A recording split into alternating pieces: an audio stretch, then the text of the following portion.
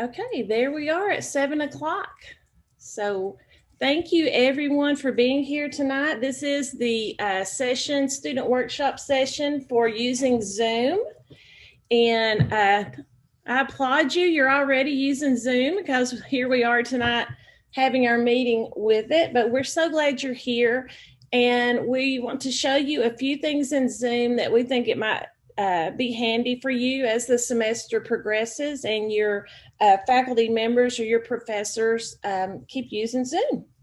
So here with me tonight are my director, Susan Sutton. So hello, Susan. Hello. And my really awesome colleague, Zach Corder. Hey, Zach. Hello. So we're just thrilled to have y'all here tonight and to look at Zoom a little bit more in depth with you.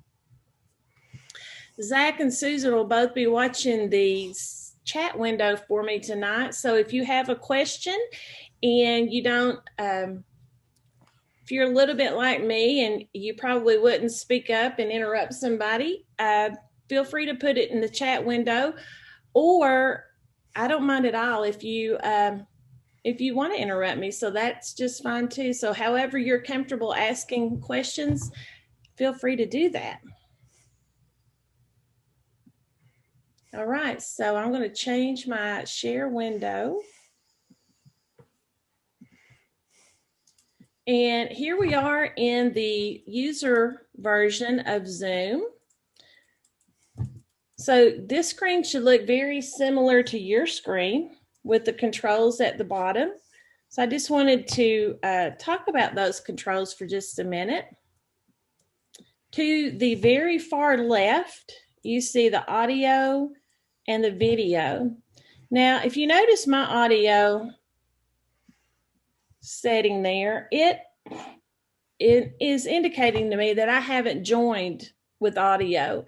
And I did that on purpose tonight because if I have two computers this close in vicinity, then there's a lot of feedback. So I didn't join with audio, but if you wanted to, say you're in the middle of a Zoom session and you're like me and you have kids at home and they come in, you can always click down here and it will put the red slash through the audio. That means you've temporarily disabled it. And then if it's not on there, then your audio is on. So you have control over that. The next button over is the start video. And you notice on this one, it's off as well. So I'm going to go ahead and turn it on and say hi to you guys. So if the slash is through it, it's off. If it's not, it's on. So I'm going to go ahead and turn it back on, and you can see that you can see my house, right? So maybe sometimes that table isn't always that clean and I don't want people to see my house, right? So we have a solution for that, and that is called a virtual background. So to use a virtual background, we're going to go back to that video button and we're going to click the little arrow next to it. And one of our choices here is choose virtual background. So I'm going to go ahead and click it. And Zoom has some preloaded for you, but we also have the option of loading one for ourselves. So I'm going to go ahead and click that button. Before our session started tonight, I downloaded some backgrounds that I thought were interesting. So I'm going to go ahead and choose one of those. So a nice beach scene. Now, you see that happening. That is because I need to update my son's operating system. I'm using his computer for my second computer tonight, and he needs an updated operating system. So let me show you what that would look like in a little bit better context. So I'm going to switch my screen again, or actually I'm going to stop share for a minute. Okay, so that would actually look like a little bit nicer. Let me choose the grass one. So here I would just be in a bunch of tall grass, or I could be in wherever, is that San Diego or somewhere, I'm not sure. Or I could even have a little video clip and be at the beach. So lots of good choices there. The thing with this is that you want to remember when you're picking a background to use, that you want to pick it large enough. So the resolution size, or the size that you want to look for an image, is 1920 by 1080. So 1920 by 1080 pixels per inch. So when you talk about graphics online, they measure in pixels per inch. So there's a really neat site that I wanted to share with you quickly. It's called Pixabay, because anytime you're Googling stuff from the internet or you're borrowing stuff from the internet, will say, we want to know that the site license is allowing us to do that. So Pixabay is just full of images that are there to be used. And most of the time, the only thing that's asked is that you give credit to the person who took the picture, because it's a way for photographers to get exposure. So here, why don't somebody in the chat window give me a suggestion for a background? Because I'm going to search for a background. Somebody give me a suggestion. Puppy dogs. Oh, really? Yeah. I'm a cat person. Oh, the Grand Canyon. Okay. I'm not going to let my cat hear us say that. Okay. So lots of puppy dogs. So if we go up to the top, we want that perfect size, right? The 1920 by 1080. So we're going to go to size, and we're just going to specify 1920 by 1080. And I know it's measuring in pixels because I see the PX. So I'm just going to go ahead and go there. So now it's just going to limit me to all the images that fit within those parameters. So there are a lot of cute puppies. I'm going to pick this little white one. Small house, small dog. So on the side, after I choose that one, I see he's free to download. So I'm going to go ahead and click him. And again, the sizes come up, and this is perfect here, 1920 by 1275. So I'm going to go ahead and download that. Prove I'm not a robot, and download it. So now once it's on my desktop, I'll have it to load into my virtual background.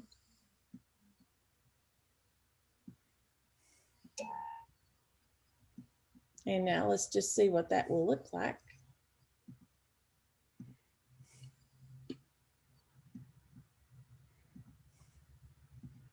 I'll add that image and get that little cutie. And there he is. So that's a neat way. If you don't want to show your background, that's a neat way not to have to do it. So I'm going to go ahead and go back to our screen here. Okay, so the next one over is the chat button. So you guys are familiar with chat, but we wanted to point out that if you're in the middle of a class and your professor asks you to upload a file, then you have that option here. So you click on file, it opens a window to your desk. I mean, to your desktop, your computer top, and you can click on it and upload an image. You can also save the chat if you know, there's some good notes in that chat and you didn't get them written down while the class was going on. You can save the chat window to your computer. And also the account that I'm in right now is in a breakout room, and we'll talk about those in just a moment. But also in chat, you see up here the notation "me to everyone." So I'm chatting within a breakout room. So the only people who are going to see my chat currently are the people in this breakout room. But if I was outside in the main room, like you got, like all of us are together, when I went down here and typed my message, I could choose here anybody in this Zoom meeting, if I wanted to send a private message, I could send one to Zach, or I could send one to Alicia. I could specify who I wanted that message to go to. Now, sometimes your professors will have this capability turned off if they don't want people chatting during their class. Then certainly they have the ability to make this not available to you. So if you don't see the chat, there's nothing wrong with your Zoom account. It's just that they have disabled it for your class meeting. Sometimes they'll also use a chat as a poll, or to do a quick little survey, like a formative assessment, to see what students know and don't know about a topic, so they know where to start for the discussions. There's also a file button down there where you can upload and download files. Say you're in the middle of a class and you want to share a file with all the other students in the class, or with your faculty member, or the faculty member wants to share a file with you, you can do that. But those features all have to be turned on by the faculty member in order for you to do that. Absolutely. Okay, so going on across, we see the screen share. And so that's another feature. Do something and then you just stop. And then if you don't have on top of me. Was that a question? Let me turn my volume up a little bit. Okay, so screen share. Sometimes in your class, your professor might ask you to share your screen, right? If you're working, or like for this person who's in a breakout room, if you're working in a group, you might want to share your screen. So the button in the very center of your Zoom screen, the share screen, if you activate it, it gives you choices of what you can share. And basically, it's any window you have open on your desktop. So for instance, on this computer, if I had Google Chrome open, then that would be a choice. Or I could do, flip back and forth through there. But let me get rid of Google Chrome. There we go. So there's also on here a whiteboard that you can activate. So you can, if you have an iPad, it's an especially neat feature, but if you have a trackpad, or even with your mouse, you can write on the whiteboard if you need to share a math problem or an illustration. That's available to you. I am not the best mouse drawer, obviously, but all kinds of tools there, different colors, and different features there. Okay. So any questions so far? I don't want to go so fast that you don't have an opportunity to ask questions if you would like to. Okay. So again, in the breakout room, and how breakout rooms work, we are all in the main breakout room, and I am mirroring the display from my second computer, so I have the ability to show you the Zoom features. So this computer is in a breakout room. So there's a feature down here that you probably don't see on your screen, and that's the record button. So if you're in a breakout room, you're having a group meeting, you have the ability to record it, which is nice. And then you can do a reaction to something that your professor is saying, or something that's going on in the class. You have a button for reactions. So again, if you don't, typically want to say something out loud, you can use the reaction buttons. And under breakout room, you can see who's in your room. So when I click breakout rooms, you can see who's in your room. You also have the ability to leave the room, but most often your professor will close the room when they're ready for you to be finished. So you only want to leave the room if that's the way they have set it up. to happen. Okay.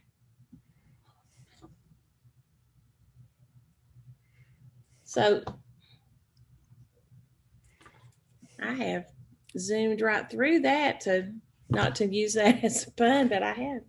Okay, so typically there's a button here to call the host of the session. So if you're in the Zoom room and you have a question for your faculty member or need their attention for some reason, there would be a call host button there. I'm not quite sure why it's not there tonight, but there would be that button there should you need to call your faculty member. Okay. So another thing we wanted to show you, any questions on the Zoom? There's a question in the chat. Oh, great. Can students record the Zoom meetings too, or just the teachers? That would just be the instructors. To mine, and Susan and Zach, do you find that to be the case as well? I think it has to be the host of the meeting, I believe. Yeah, the host of the meeting. Now, if you're in a breakout room, you can record, but you can't record the entire meeting. That's a good question. Thank you for that. Okay, so I'm going to stop that share, and I want to hop over to our website. So I'm going to go back to Google, and I want to show you on the Roane State, on our CTAT website, we have some more resources for you. So the easiest way to get there is to go to the Roane State homepage, go to faculty and staff, and then down to CTAT. So from here, we have a student training tab at the top. And if you notice at the bottom of that drop-down menu, Zoom student resources. So all types of information here for you, from getting your computer set up to the general use of Zoom. So that's a nice backup if you have questions and it's outside of CTAT hours, because you're always welcome to call us. Then you always have this resource at your fingertips as well.